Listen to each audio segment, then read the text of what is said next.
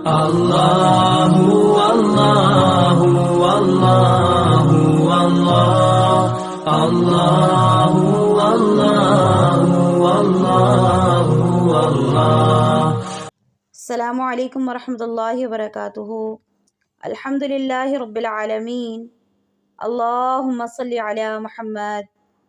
میرے معزز سامعین کرام، آپ کے سامنے سورہ بقرہ کی آیت نمبر 95 پڑھوں گی۔ وَلَن يَتَمَنَّوْهُ أَبَدًا بِمَا قَدَّمَتْ أَيْدِيهِمْ وَاللَّهُ عَلِيمٌ بِالظَّالِمِينَ۔ مختصر حمد و ثنا کے بعد آپ کے سامنے اس آیت کا سادہ ترجمہ رکھتی ہوں۔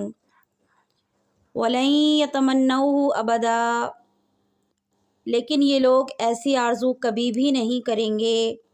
بِمَا قَدَّمَتْ أَيْدِيهِمْ، وجہ یہ ہے کہ جو گناہوں کے کام انہوں نے وہاں کے لیے بھیجے ہیں۔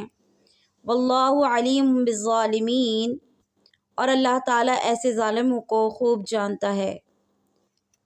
اس آیت کا سادہ مفہوم یہ ہے کہ اللہ تعالیٰ اس آیت میں بڑے واضح انداز میں یہودیوں کو دنیا کا حریص کہہ رہے ہیں کہ وہ اپنے کرتوتوں اور برے اعمال کے باعث موت کو ناپسند کرتے ہیں اور اللہ سے ملاقات یعنی موت کو ناپسند جانتے ہیں، اسی لیے موت کی تمنا نہ کریں گے۔ اللہ کہہ رہا ہے وَلَن يَتَمَنَّوْهُ أَبَدًا، وہ کبھی بھی ایسی آرزو نہیں کریں گے، یعنی موت کے خواہش مند نہیں ہوں گے۔ جبکہ دنیا کے لوگوں کو اپنے بارے میں یہ لوگ اس طرح آگاہ کرتے ہیں گویا کہ یہ اللہ کے ہاں بڑے مقرب اور برگزیدہ بندے ہوں، جبکہ معاملہ اس کے برعکس ہے، یہ اللہ کے ناپسندیدہ اور سزا یافتہ رہ چکے ہیں، جیسا کہ ہم گزشتہ آیات میں ان کے بارے میں جان چکے ہیں۔ اللہ ماشاء اللہ، چند لوگ ایسے بھی ہیں جو اللہ کے ان میں پسندیدہ بھی ہیں، جیسے کہ انبیاء کرام اور صالحین۔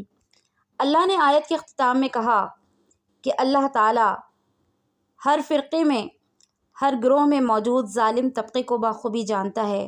واللہ علیم بالظالمین، اور وہ اللہ تعالیٰ سے چھپ بھی نہیں سکتے اور اللہ تعالیٰ کے عذاب سے بچ بھی نہیں سکتے۔ وآخر دعوانا ان الحمد للہ رب العالمین۔